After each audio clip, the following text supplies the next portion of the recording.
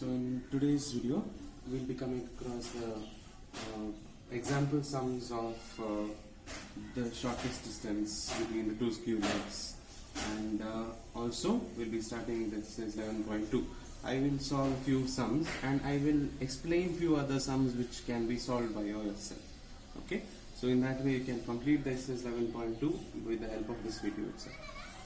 Let me know if you have any doubts after you finish this exercise. So by that time, I can make out which are the sums which I need to be solved and all that. Fine. So we'll begin with this first example. The shortest distance between the line L1 and L2. It is the example number 11 in your textbook. I'll send you on the picture, so don't worry. So here, find the shortest distance between the line L1 and L2, whose equations are this equation. One equation is given, first equation line. Another skew line's equation they are given is this one. Okay, so these are the two equations of the line given. So then I need to find the shortest distance between the two lines.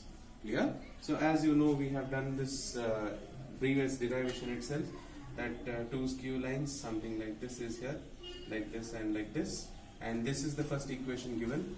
This one I can name it as R1. Okay, this is the second equation given. This one I name it as R2. So I need to find the shortest distance, that is D. This is my D shortest distance. Clear? So this shortest distance is what I am trying to find out using the formula which we have solved or derived in the previous video. So right now let me compare with the general equation of those any two lines. So this is the general equation of two lines. That is, this one is the first equation line. So that is A1 less lambda into B1 vector. The similar way A2 into lambda mu into B2 vector. So this is the two vector form of the given equation. So that is, this equation is the general form of this one and this one. Fine.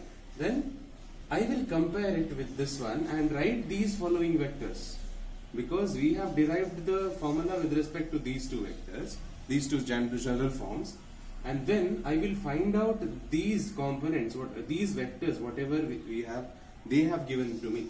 So first A1 vector is nothing but this one. Yes, A1 vector is simply nothing but this. So I will write it here. So this is my A1 vector, I cap plus j. Then B1 vector is nothing but this. Okay, I have written it here. B1 vector is 2i cap minus j cap plus k cap. Then after that I'll go to the second equation and write A2 vector. A2 vector is simply this. I'll write it here. A2 vector is 2i cap plus j cap plus k cap. Then B2 vector is this. So I've written it here separately.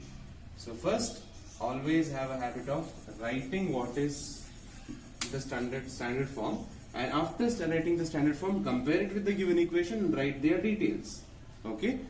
Why you have to write all these details is because you know this particular formula which you have derived in the previous class. So this formula, you need to substitute the following values, whatever values or whatever the vectors you have found out now, that will be applicable in this formula. That is, the shortest distance between the two lines is given by the formula B1 cross B2 vector dot A2 minus A1 vector divided by magnitude of B1 cross B2 vector. Okay, so I will find all these terms individually, separately, and then substitute back into the formula. That's what I've done there to get the answer for shortest distance. Clear? So first thing I need to find out is anything you can go for. Like first you can find out this, then you can go this, and then you can go for that.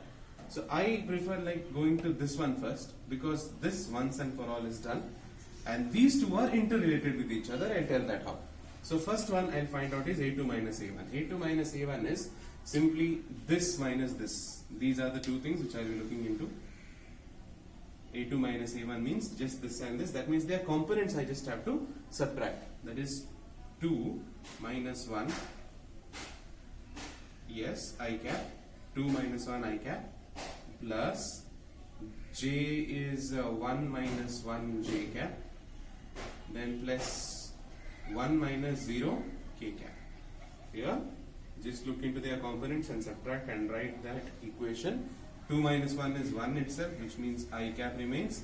j minus j is 0 and this is gone, j component is gone, just remaining will be k component. Okay, so this is k points. Okay. This is different, so it will be k here. So now this will be, this is minus, not this one, sorry. This is plus itself.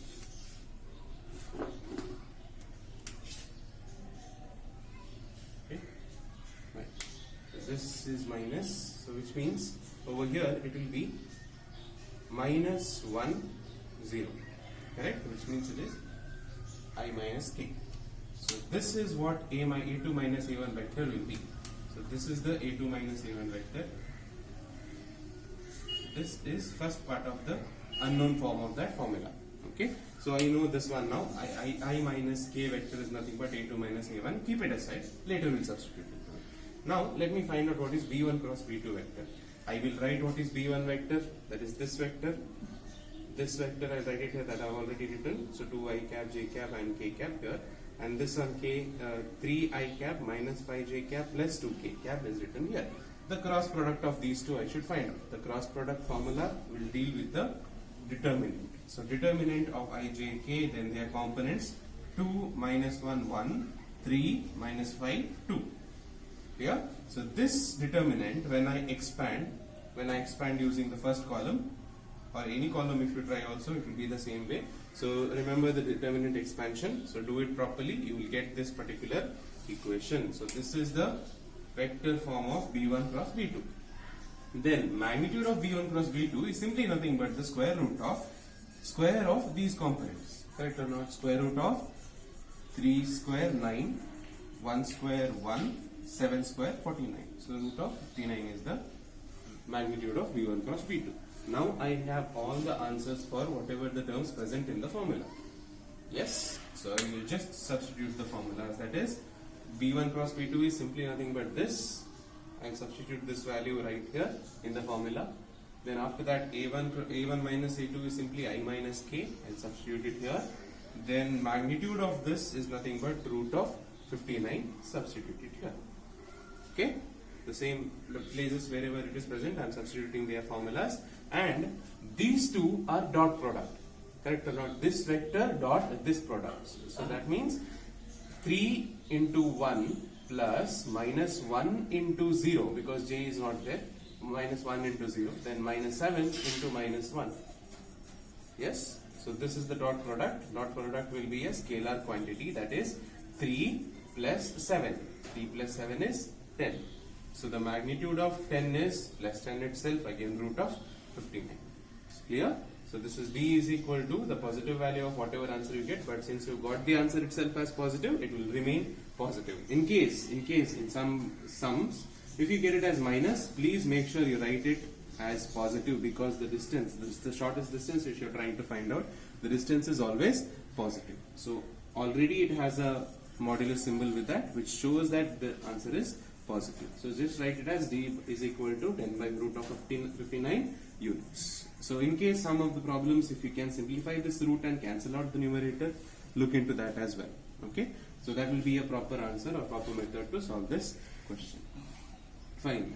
So then we will move on to the exercise type of problems. I will send the other example questions as well, so you can solve that problems, and any doubts you have, please let me know. So we'll move on to the exercise 11.2. The question I'll be displaying in the video. So please read the question, or please look into the question clearly. I'll tell that what they are telling in the first question is, show that there are 3 lines with the direction cosines, that is 12 by 13, minus 3 by 13 and minus 4 by 13. That is the first line. Direction cosines is given. Please understand and read the question clearly. First point is done, and the second direction cosine is 4 by 13, 2 by 13 and 3 by 13. The third one is 3 by 13 minus 4 by 13 and 12 by 13. So these are mutually perpendicular is what I have to find out. Second one is 4 by 13, 12 by 13 and 3 by 13. Yes? Fine. So these are the points, or these are the direction cosines given to me of corresponding lines. I should prove that these three lines are mutually perpendicular to each other. So in the first direction cosines, whatever they have given, I will write them as L1, M1 and N1. You know the general indication of direction cosines is L, M and N, or cos theta, cos beta and cos gamma. But cos theta, beta and gamma will be a little more complicated and it will be more congested to write it also. So let us write it in the simplest way possible. L1, M1 and N1. The second one I write it as L2, M2 and M2. And then the third one L3, M3 and N3. So I'll write, this is the first line, this is the second line, this is the third line. Clear? So now to check first, and I was telling the first points, whatever they are given, that is direction cosines, are nothing but L1, M1 and N1. And I will write their lines direction ratios like this, that's correspondingly like this. Then to find out whether the first two lines are perpendicular or not, the dot product of their direction cosines and the sum of them should be equal to 0. That is what I need to check. It is same as like dot product of two vectors, is it equal to 0 or not. So I know that these are the components of its unit vector, yes or no? Because direction cosines are the components of a unit vector of a given vector. So if the two unit vectors are perpendicular to each other, the vectors are perpendicular to each other. That's it. Clear? So recall the thing what I just told now. So when I was telling about the direction cosines and the unit vectors, I've already told that the direction cosines of that unit vector is nothing but the components of that unit vector, correct? And so these two are the unit vectors, components of the unit vector. If the components dot products are equal to 0, that means the two vectors are perpendicular. So that concept I'm using right now in this one, and then proving that the two lines are perpendicular. So same thing, these two I know. So that one first, let me to check first line and the second line are perpendicular. So what I'll do, L1 dot L2 plus M1 dot M2 plus N1 dot N2. I will add them, check whether it is equal to 0 or not. So here it is 12 by 13 into 4 by 13 minus 3 by 13 into 12 by 13 minus 4 by 13 into plus into sorry, my mistake. Okay, 4 by 13 into 3 by 13. So when I do that, 12 into 4, 48 by 169, correct? And then minus 3 by 12 is minus 36 by 169, and this is 12 by 169. You can see that 36 plus 12 is nothing but minus 48. Minus 48 plus 48 by 69 will be equal to 0.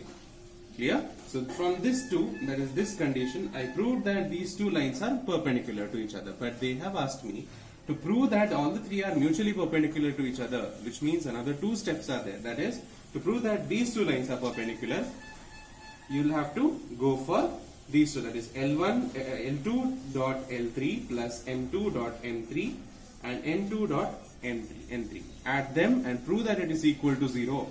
That time I can tell that line 2 and line 3 are perpendicular to each other. After that, I will go for the first line and the third line. That is L1 dot L3, M1 dot M3 and N1 dot N3, and add them and then prove that it is equal to 0. So once you are done with all the three conditions, if all the three dot product sum is equal to 0, I can make out that all the three lines are mutually perpendicular to each other. So I've just done the first part of this question. I want you all to make the remaining two parts of this question. Clear? So let me know if you didn't understand this. You can solve it in the next video also. But it is very easy. I want you all to try your maximum best. It is simple and it need not be taught also. Fine. So we'll move on to the